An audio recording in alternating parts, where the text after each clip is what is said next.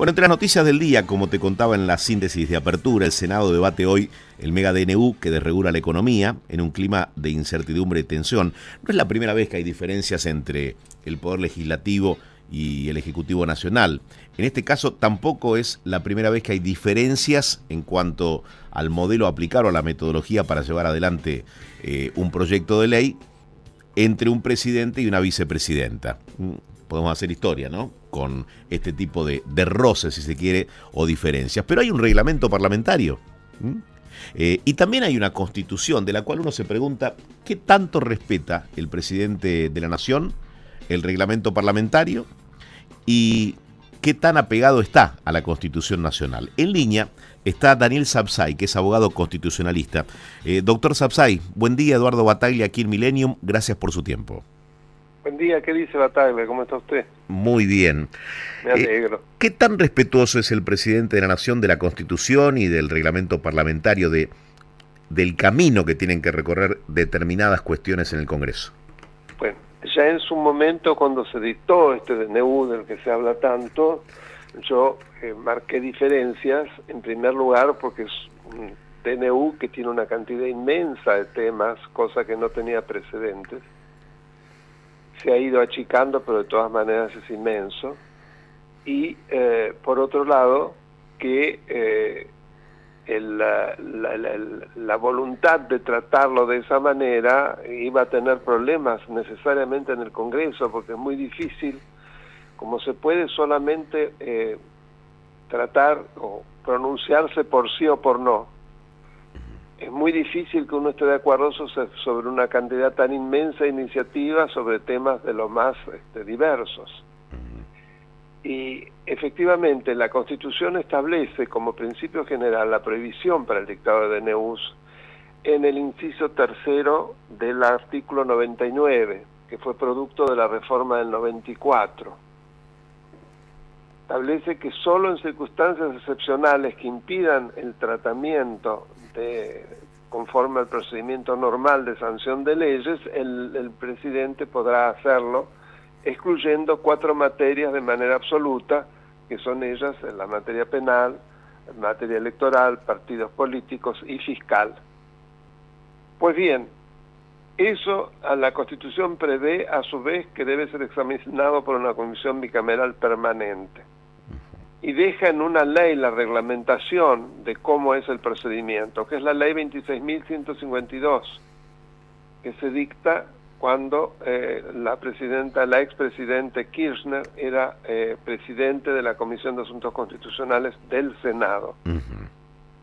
Y esa norma, que tiene muchísimos defectos, dicho sea de paso, sería muy bueno modificarla, pero es la ley que rige, determina que dentro de los 10 días el jefe de gabinete, una vez dictado un DNU, debe elevarlo a esa comisión bicameral, que la comisión bicameral debe tratarlo en el plazo de 10 días y que luego debe ser trasladado a el recinto de ambas cámaras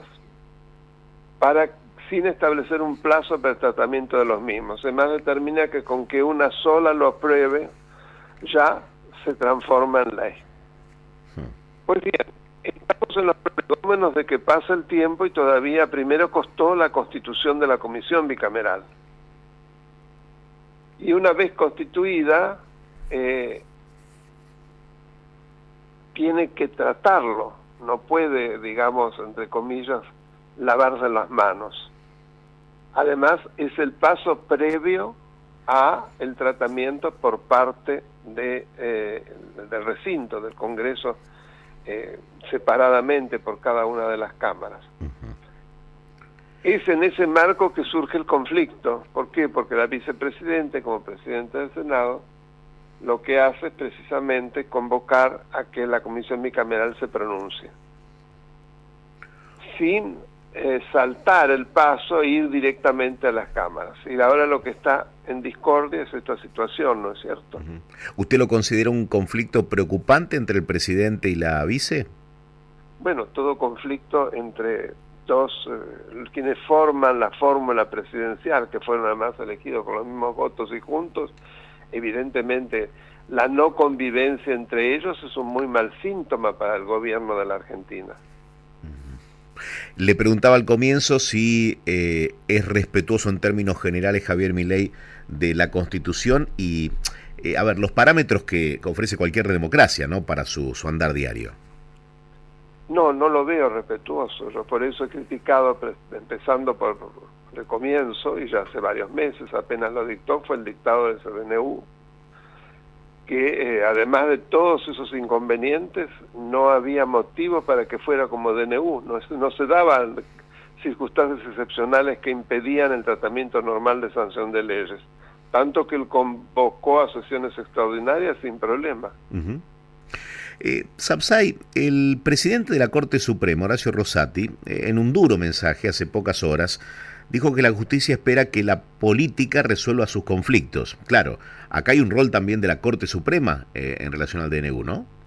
Esto es el control judicial de constitucionalidad, que opera ante todo decreto o toda ley. En última instancia de parte, va a terminar en manos de la Corte Suprema. Por eso lo que él se está anticipando, y me parece bien, es que la política debe resolver estos temas. No hay que judicializar los temas políticos.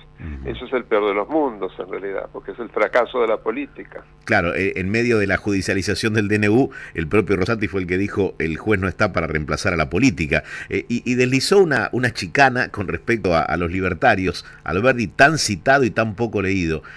No son fanáticos, ¿no?, los legisladores o los miembros de la política en cada uno de sus poderes de leer la Constitución. ¿Qué piensa usted? Pero no olvidemos que Alberdi se oponía expresamente a las delegaciones legislativas porque estaba en contra de lo que había ocurrido en el gobierno de Rosas, que precisamente eso llevó a la suma del poder público. Y en la ley ómnibus aparecen delegaciones que, si aceptarse, implicaría la suma del poder público para el presidente. Así que lo que él dice suspicazmente, yo estoy totalmente de acuerdo. Sapsay, usted fue muy crítico en la administración anterior con respecto al modo de gestionar y a los resultados del gobierno de Alberto Fernández. Digo, saliendo un poquito del ámbito constitucional, sí o no. Digo, ¿cómo ve al gobierno de Javier Milei? Digo, que está decidido a mover estructuras, ¿no? A mover la estantería, como se dice habitualmente, y abrir varios frentes a la vez. Mire, yo lo voté y creo que sobre el fondo, los temas que tiene el DNU, estoy de acuerdo con la gran mayoría de ellos. Lo que pasa que en un Estado de Derecho, en materia de derecho constitucional, no son meras formas, sino que hace a la esencia el modo como se deben dictar los actos. Y como figura política, Milei, digo, con sus modos, con el hecho de venir no del mundo de la política, sino de otro ámbito. A mí no me gusta la agresividad. También las formas hacen un sistema republicano. Hay un excelente artículo en La Nación de Luciano Román, que se refiere precisamente al discurso que da con la apertura del año escolar en su ex escuela, Milei. Y comparto lo que él dice, porque realmente fue insólito ese discurso. O sea, criticable. Y sí, totalmente. El tono y además todas las cosas que dijo y cayendo en obscenidades frente a niños, me parece que no es el rol que debe cumplir un presidente, la actitud que debe asumir. ¿Qué pasa en la política que mientras está en la vereda de enfrente se critica y cuando se llega al poder en algunos casos se incurre en el mismo vicio, ¿no?, de terminar haciendo lo mismo que se criticaba un tiempo atrás?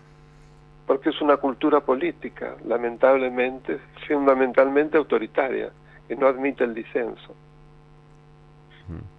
Y ha pasado en muchos gobiernos, ¿no? Usted podría hacer historia, ¿no?, de los gobiernos que terminaron incurriendo en esta línea. Y que a la larga les valió el fracaso. ¿Teme que pueda pasar lo mismo con Javier Milei? Espero que no. Pero me parece que es importante señalar los errores para impedir que se produzca eso, porque es por el país. Además yo recuerdo, porque lo dije públicamente, que yo lo voté. ¿Es una expresión de deseo cuando usted sostiene, espero que no pase, que no se ingrese en un camino autoritario? Sí, claro que es una expresión de deseos, por supuesto. ¿Pero tiene confianza que no ocurra Sí, esto? Espero que sí. Ujú. No quiero ser pájaro de mal agüero, no me lleve a eso.